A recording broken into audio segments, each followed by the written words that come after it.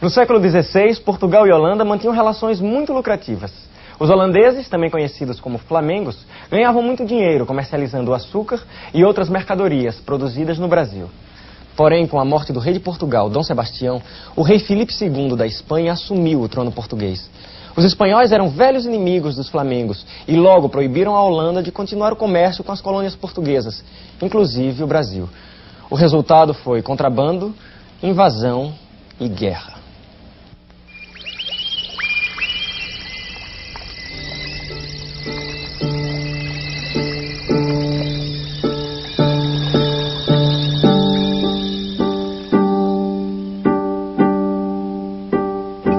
Imagine a TV viajando no tempo para mostrar o passado. Imagine a vida, as pessoas, os sonhos de outras épocas. Imagine tudo isso como era há alguns séculos. 500 anos, o Brasil colônia na TV. Episódio 3, na companhia dos holandeses. Os comerciantes flamengos não se conformaram com a decisão de Felipe II, rei de Espanha e Portugal. Proibidos de comercializar com o Brasil e em guerra com os espanhóis, os holandeses decidiram tomar atitudes radicais. Intensificar o contrabando e o comércio ilegal. Ilegal? E daí qual é o problema, meu caro Guerreiros? Os riscos são grandes, mas há muita riqueza em jogo. O que faremos se a Espanha revidar? Estaremos preparados. Vamos criar uma companhia que junte nossas forças, que faça mais do que recuperar o que perdemos. Ela se chamará Companhia das Índias Ocidentais e estará preparada para o comércio e para a guerra. O Brasil será nosso. A primeira tentativa da companhia para conquistar o Brasil aconteceu na Bahia em 1624. De lá, fala José Pereira. A Bahia é o centro político da colônia. Isso explica por que os holandeses decidiram começar sua campanha de dominação por aqui. Porém, mesmo conseguindo tomar a cidade de Salvador por vários meses, os flamengos acabaram sendo expulsos da Bahia. Soubemos que os baianos estão festejando nossa derrota. Que importa? Perdemos a Bahia, mas a luta continua. Vamos nos preparar para um novo ataque. Desta vez em Pernambuco. Amigos, estes holandeses estão avançando contra nossa terra. Tomaram o porto e incendiaram Olinda. Corremos o risco de perder tudo o que temos. Nossos engenhos, nossos negócios. Temos que negociar com eles. Com o porto nas mãos dos holandeses, não poderemos comprar nem vender. Ficaremos na miséria. Se negociarmos com eles, perderemos o apoio de Portugal. Como ficarão nossos contatos com a corte portuguesa? Se os flamengos nos apoiarem, não precisaremos de Portugal. E se nos traírem? Não sabemos do que são capazes. Portugal não. É nosso velho conhecido. Portugal não pode fazer nada por nós. Devíamos dar aos holandeses um crédito de confiança. Que confiança poderá existir entre nós? Os pernambucanos são católicos. Os holandeses dessa companhia são protestantes. Excomungados pelo Papa. Queimaram nossas igrejas, senhores. Os riscos são grandes demais. Temos que lutar contra os holandeses com todas as nossas forças. As lutas começaram. Embora as tropas holandesas fossem mais numerosas e melhor equipadas, os pernambucanos contavam com a vantagem de conhecer bem a terra. Matias de Albuquerque liderou a resistência por muitos anos, recebendo o auxílio de todo o Nordeste. Até que um dia, algo estranho aconteceu. A batalha de hoje foi um desastre. Se continuar assim, não poderemos permanecer aqui no forte. Teremos que recuar. Senhor, não entendo o que aconteceu. Os flamengos quase acabam conosco. Parece até que já sabiam de tudo que íamos fazer. Alguém deve ter passado nossos planos para eles. Domingos Calabar. Foi ele o culpado? Foi. Passou para o lado dos flamengos. Meu Deus. Com as informações de Calabar, os holandeses enfraqueceram a resistência, tomaram a cidade de Porto Calvo e agora estão vindo para cá. Não faltava mais nada. Pois é isso, meus amigos. Até mais ver. Até. Não entendo por quê. Fiquem preparados. Adeus. Adeus. Não entendo. Tudo pode acontecer. Nós sabemos, Martins. Adeus. Agora é adeus mesmo. Adeus. Adeus. Não entendo por que essa traição de Calabar é tão especial. Vejo pessoas mudando de lado o tempo todo. E daí? Isto não diminui a gravidade do crime. Calabar pertenceu às tropas de Matias de Albuquerque, revelou os segredos de guerra. Sabe-se lá quanta gente morreu por causa disso. Sim, meu pai, mas essa luta já dura 5 anos. Nossos engenhos passam por necessidades. Todos estão confusos, não sabem de que lado ficar. Espero que você saiba de que lado ficar e não invente de me dar nenhum desgosto. Estarei sempre ao seu lado, meu pai. Calabar foi capturado e morto pelas tropas de Matias de Albuquerque após a retomada da cidade de Porto Calvo. Mas, àquela altura, não havia mais como enfrentar os holandeses. Em 1637, os flamengos já controlavam o litoral desde Pernambuco até o Rio Grande do Norte. Já certa de uma vitória definitiva contra os portugueses, a Companhia das Índias Ocidentais decidiu enviar para o Brasil um administrador. A situação de Pernambuco é a pior possível. Os engenhos estão à beira da falência, boa parte dos escravos fugiu e o povo nos odeia. Você é o homem mais competente que temos para resolver tudo isso. Eu sei, já concordei em assumir o cargo. Qual é o problema? Suas exigências vão nos custar uma fortuna, Conde Maurício. Depois de tantas batalhas, a situação financeira da companhia não é tão boa assim. Veja aqui, por exemplo, sua comitiva é imensa. Artistas, cientistas, intelectuais. Acha necessário levar tanta gente? Eu acredito que deve ser assim. Se acham que sou o melhor homem para governar o Brasil, paguem o preço das minhas ideias. A companhia pagou o preço, pois sabia que o conde Maurício de Nassau não era um homem qualquer. Culto e inteligente, o conde tomou providências para obter o apoio da população logo ao chegar a Pernambuco. Assim, procurou resolver da melhor maneira todos os conflitos que existiam em relação aos holandeses. Ele é protestante, mas respeita a nossa religião.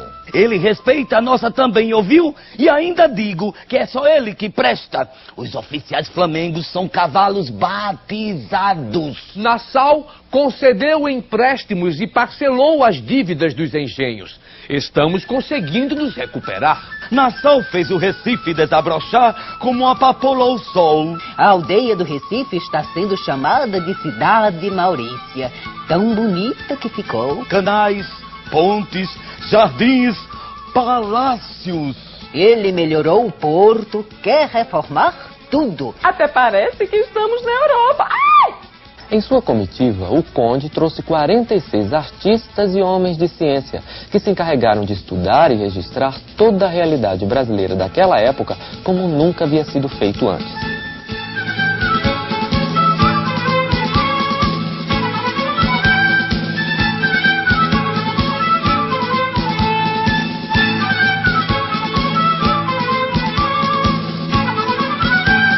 Enfim, o medo e a desconfiança dos colonos foram diminuindo. Não tardou para que os costumes holandeses começassem a fazer parte do dia a dia da colônia. Maurício de Nassau tinha interesses concretos. Ele precisava reativar os engenhos e recuperar a economia da colônia. Caso contrário, a Companhia das Índias não alcançaria os lucros esperados. Para isso, não hesitou em aumentar o tráfico de africanos para trabalharem como escravos nas plantações.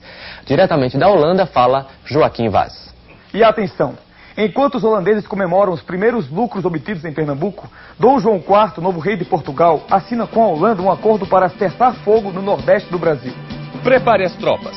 Vamos continuar a expansão territorial. Mas, senhor, e o acordo de cessar-fogo que foi assinado com Portugal? Portugal está frágil depois da luta com a Espanha. Não vai criar problemas. Vamos fazer de conta que esse acordo não existe. Assim, Nassau conseguiu conquistar o Ceará e o Maranhão, aumentando ainda mais o território ocupado pelos flamengos. Ao mesmo tempo, Nassau tinha planos para expandir o comércio e a agricultura nas regiões já conquistadas.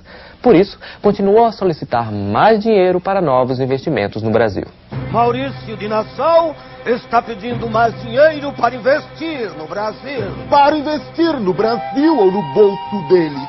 Não, não, não! O preço do açúcar está caindo. O prejuízo é grande. Chega de investimentos. Chega de Nassau. Queremos retorno e não transtorno. Concordo. Está na hora de substituí-lo por pessoas que possam aumentar nossos lucros. Vocês devem pagar todas as dívidas que têm com a companhia. De uma só vez? Exato. De uma vez só. Mas o Conde Nassau tinha parcelado tudo. O Conde Nassau foi embora. Paguem o que devem ou tomaremos seus engenhos, mercadorias e escravos. A situação ficou ainda pior, porque os substitutos de Nassau não se importavam em acalmar os conflitos entre brasileiros católicos e flamengos protestantes. Assim, a rebelião acabou se tornando inevitável. Portugal quer respeitar o Tratado de Paz, mas nós podemos fazer a nossa parte. Não podemos deixar que isso continue assim. Se todos nós podemos ganhar dinheiro trabalhando aqui, por que os flamengos querem tudo para eles? É preciso agir agora! Mesmo sem contar com o apoio direto de Portugal, a luta pela reconquista das terras invadidas pelos holandeses começou. Temos a vantagem de saber lutar no meio do mato, coisa que os flamengos não sabem. Já ganhamos uma batalha no Monte das Tabocas e ganharemos muitas outras. Estamos recebendo apoio de tropas de Salvador, na Bahia. Vamos expulsar todos os holandeses do interior. Após longas e violentas batalhas, os holandeses acabaram acuados na cidade de Maurícia, que era, como eles chamavam, uma antiga aldeia do Recife. Soldados e civis passaram grandes dificuldades, já que a cidade estava cercada e os alimentos demoravam a chegar pelo mar. Quando parecia que a guerra estava definitivamente ganha, a Holanda enviou novas tropas, obrigando os pernambucanos a fazerem um recuo estratégico. Mas isto só serviu para prolongar a agonia de todos. Os flamengos invadiram a ilha de Taparica, na Bahia, e foram expulsos 7 meses depois. Em seguida, lutaram por 2 vezes nos montes dos Guararapes, em Pernambuco. O exército holandês era imenso e muito bem equipado. As lutas foram sangrentas, mas mesmo assim, os flamengos acabaram derrotados. Mesmo depois de tantas derrotas, a Holanda não desistiu dos negócios no Brasil. Começou a pressionar Portugal para que fosse paga uma indenização à Companhia das Índias Ocidentais por todas as perdas que ela sofreu em solo brasileiro. Enfim, em 1662 ficou acertado que Portugal pagaria 4 milhões de cruzados aos holandeses. Mas não foi exatamente Portugal quem pagou esta fortuna aos flamengos. Não é possível! Vamos ter que pagar um novo imposto! Para saldar a dívida com a Companhia das Índias Ocidentais. Dívida de quê? Nós ganhamos a guerra em nome de Portugal. Por que temos que pagar aos holandeses? Eles perderam! Portugal concordou em pagar porque tem medo de entrar em guerra com a Holanda. Medo? Se Portugal fez o acordo, ele deveria pagar e não o Brasil. Medo? Se tivéssemos nos preocupado com medo, os holandeses ainda estariam aqui. Eu sei, mas no final não teremos escolha, meu amigo. Portugal, Holanda, no fundo dá tudo no mesmo. O que fazer? O que fazer? Depois de quase 40 anos de lutas com os holandeses, a paz parecia ter voltado ao Brasil. Parecia apenas, pois como se pode falar de paz se todo um povo está sendo massacrado pelo regime da escravidão?